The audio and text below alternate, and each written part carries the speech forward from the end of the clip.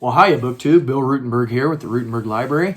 Wanted to do a Friday Reads. Haven't done one of these in, it's been a few weeks. So I wanted to do a Friday Reads that really covers the last 2 weeks of my reading. And so it's been a very, very busy 2 weeks. Last week at school, we had parent-teacher conferences. And so on Tuesday and Thursday, there were early outs at school, and then we so like a 1:15 out right after lunch, and then teachers have about an hour and a half to, if they need to run home and get something, go grab a bite to eat or whatever, get back to the school by 3 o'clock, and then from 3 to 7 o'clock on both nights, we stay for conferences, and parents come in and talk to us, and we had a pretty good turnout, at least on the middle school side of things. We had a pretty good turnout for our conferences, and the only problem is it makes for a late night. And last week we started our middle school basketball practices, and next week we got our first game. It's 2.5 weeks, and then we go. And so it's a real quick turnaround because seems like we just finished football, but we practice from 3:30 to about 6 o'clock after school. And so we started that last week. And then during parent-teacher conference days on Tuesday and Thursday, we were from 1:15 to 3 o'clock. And then we got right into conferences. And so it was a long day. Get to school around 6 o'clock, and we didn't get home till after 7. And it just makes for a long week, really.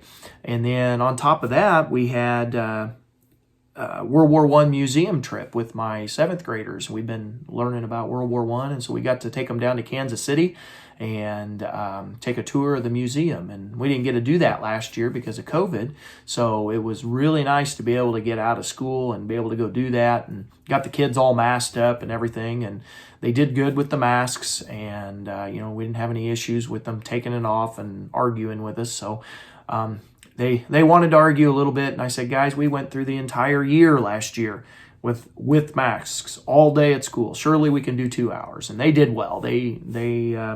I think maybe one of them let their mask slip down like this, and we had to tell them to get their masks back up. And then I didn't have any arguments or anything. So it was a really good time at the museum.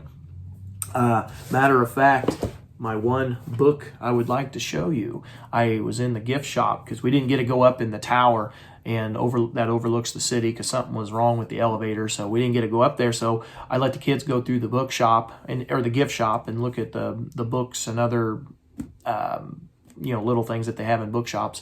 And while I was in there supervising the kids, I also found something for myself, of course. And it's Catastrophe, 1914. Europe Goes to War. And this is by Max Hastings. I have nothing by Max Hastings. And everybody out there on BookTube just thinks the world of him, is what it seems anyway. And everybody talks about him, and he's the guy you need to read. He's in all of my military history, my World War II history magazines, all of those type of magazines. He's always in there as one of the big time writers. And so I knew his name. I just had never found any of his books, and or at least at the price I wanted to pay. But since we were at the museum, I went ahead and bought this one because this is what we're covering. Or actually, we've already covered it, but we just got done covering this. So I'm real excited to add this, and real excited to see just what all is in it. How does he tell the story? And it's from Vintage Books, Division of Random House out of New York. And this is actually a 2014 printing. I think originally a 2013 book. So it's got quite a few pages, 628 pages. So it's got quite a bit to it. It's pretty hefty. So I'm real excited to get that started. It'll probably take me a little while to get through it because I'll want to digest everything. And really, if you've ever studied World War I, the beginnings of the war, what led to it, is extremely complex. And it really is kind of hard to teach the kids. I mean, they get it, but it's never a full understanding just because there's so many moving parts that went into the beginnings of World War I. They always enjoy it, though, so I was really happy to pick that up. So let's see here. So I told you basketball got started. Oh, we did have a bad thing here at the house. Last week, my my daughter, right before Halloween, had an ear infection.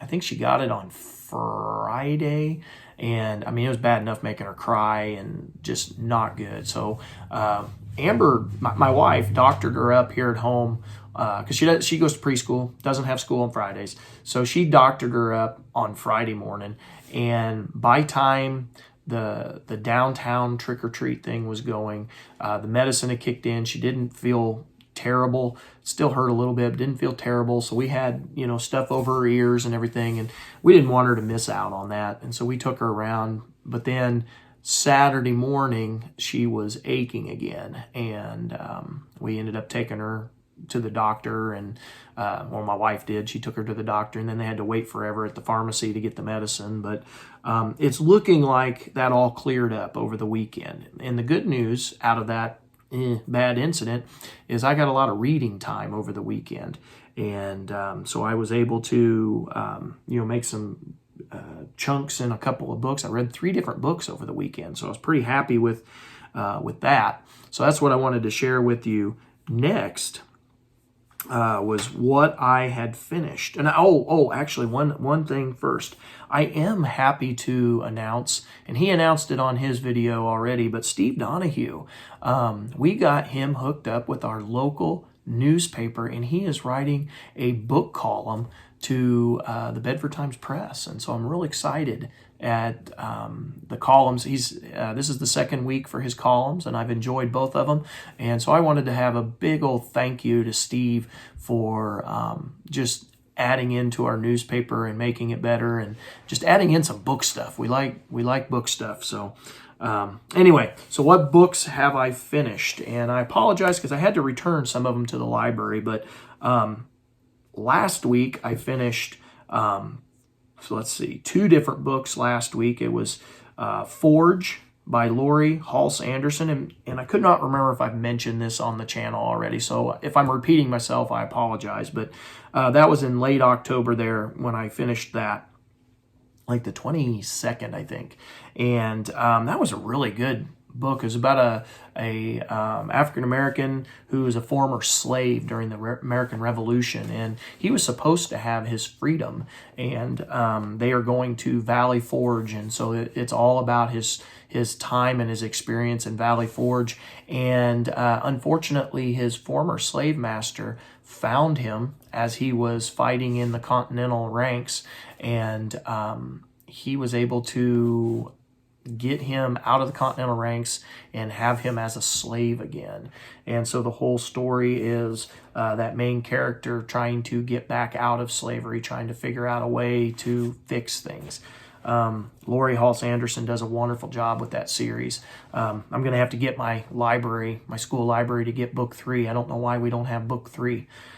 We've got the first 2 books in the series, but anyway, the other book that I finished last week was George Washington by James Burns and Susan Dunn, and this was from the American President series, and it was just a slim volume, 160 pages, but it does a fairly nice job of going through his life and hitting all the highlights. There's no detail because you can't detail anything in 160 pages, but it was a nice overview. And I think I did mention this on the channel because I bought the first 20 in the American Presidents series, which is edited by Arthur Schlesinger Jr. and I'm going blank on his name.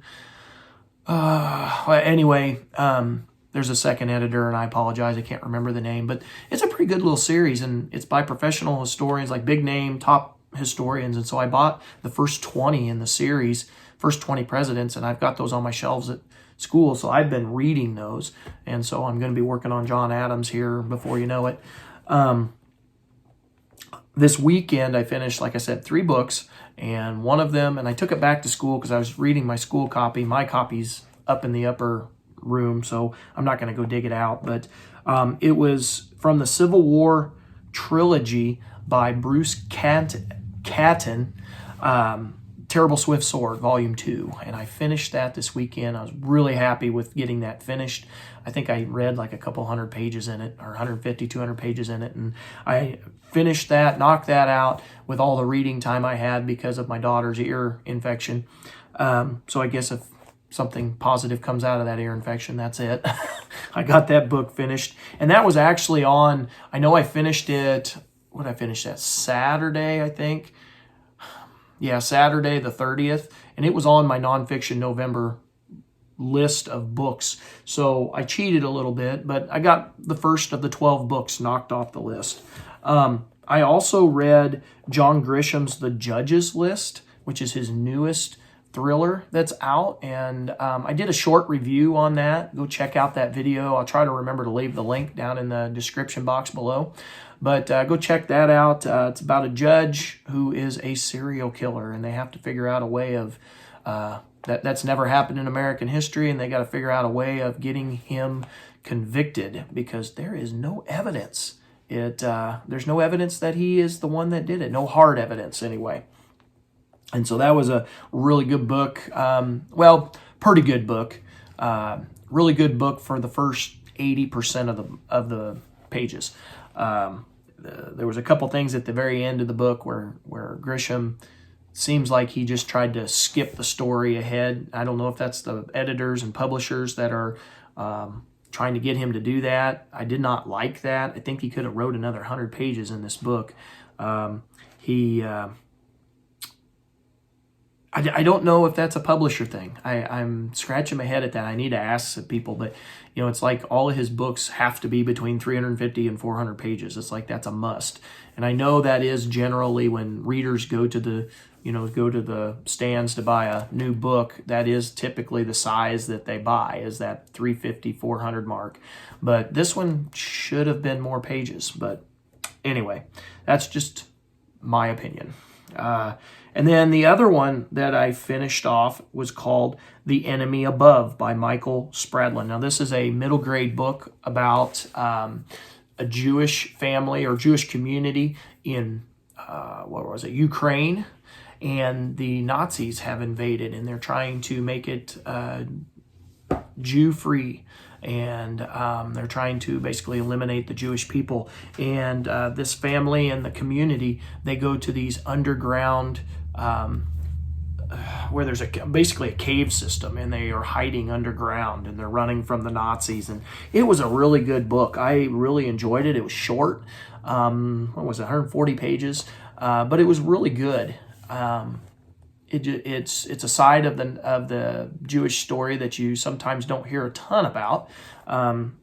So I enjoyed it, and it's a part of my my teacher, my language arts teacher who teaches Holocaust stuff. She has a whole unit that ties into my side of it, and the books that the kids get to choose. They've got all kinds of these books on World War II and the Holocaust, and so I asked her at the beginning of the school year, can you give me a stack of the ones I have not read, so that I can read these and I can have those conversations and maybe help kids understand some of the books. And so she gave me a big old stack of them. So it's been my goal that by Christmas time I will have worked through those books, and I've been reading about one a week. And so I'm doing good. I think I have 4 left in the pile at school. I have one that I'm going to show you that I'm working on right now. So that gets me into what I'm reading right now. I've been reading Abraham Lincoln, Wisdom and Wit. And basically, this is a super easy read. I'll have this done tonight. It just has a bunch of snippets from and quotes from Abraham Lincoln. Some really good stuff. Some of the stuff I might even make a poster out of for my wall at school. I like a lot of the things I've been seeing. Some of them most of them I was familiar with, but there's a few new ones in there. And so I've been enjoying that. That will be finished today. The next one that I was reading, and I told you that I've been reading on these middle grade books. So the next one I'm looking at is Number the Stars by Laurie. I'm not real far into it, so I can't tell you a bunch about it other than, the Nazis are occupying this city in, I think it was Denmark, and they are everywhere. They are all around, and the story is centered around 10-year-old Anne-Marie Johansson and her best friend Ellen Rosen, and then just the family units. And so, let's see, they're being relocated So Ellen moves in with the Johansons and pretends to be part of the family. Then Anne-Marie is asked to go on a dangerous mission. Somehow she must find the strength and courage to save her best friend's life. There's no turning back now. So I know a lot of kids like this book, so I thought I would read that. It's really, I'll have this done this weekend. It's super fast. It's only 132 page. No, a couple more than that. Excuse me. It is only 137 pages long, so I should knock that out this weekend pretty easy. I've been trying to read it at night if I'm not falling asleep. The nonfiction books that I have been working on are the same ones I've been working on for the last few weeks. I have a buddy read going with John David and Peg, and it's Thomas Jefferson, The Art of Power by John Meacham. This is an awesome book. I've said that 100 different times. It reads super fast. I am at page 231, chapter 23, page 231, and it just reads really fast. It's broke into parts where it's like 5 chapters at a time, and in my hour and a half to 2 hour sitting, I can read all 5 chapters in one sitting, and so that's been nice. The other one I've been reading is my other buddy read that I'm doing with Peg and Patrice Jones and Lukash. And this is Frederick Douglass, The Prophet of Freedom by David Blight. And both of these were winners of the Pulitzer Prize. And this one is just awesome because I have never read anything on Douglass after the point of when he runs away and becomes free. And or becomes a fugitive slave at that point. He eventually becomes free. But I've never read anything after that point. So I am learning all kinds of stuff. At this point in the book, he just took a trip to Ireland and to England and is on the traveling circuit speaking. And then he just got back home and he has become very militant and in his speeches. And he's going from peace to violence, or not straight up violence, but basically him saying, don't put up with it. It's not right. And so I've been really enjoying this. I'm on page 202, chapter 12. And so I'm really enjoying that. I hope to get another big chunk of that done this weekend. I know I'm enjoying the buddy reads on both of those. Everybody that is in these buddy reads they're very insightful. They pick up stuff that I don't pick up, and that's been fun to hear other opinions and other viewpoints. And I'm learning a lot from not only the book but from them. So thank you guys for doing those buddy reads with me. So my plans for this coming week, what I want to get read are, like I said, I want to continue Frederick Douglass and Thomas Jefferson. I'm going to continue those. I'm hoping I can maybe get them done by the end of the month. My goal is to get them done in November. I'm going to finish this tonight. I will finish this probably tomorrow afternoon. And then the new one that I'm going to add to the bunch is, I think anyway, is the Battle of Gettysburg, Frank Haskell's account of the Battle of Gettysburg. And it's been edited by Bruce Catton. Yeah. So anyway, looking forward to that. I've shared that one with you a couple videos back, but it's a 1958 printing, and it is from Houghton Mifflin Company out of Boston. Oh no, excuse me, 1969. I'm off. I must have been looking at an original printing. But anyway, 1969 is the printing, and so I'm looking forward to that. I think it'll be a fairly quick read.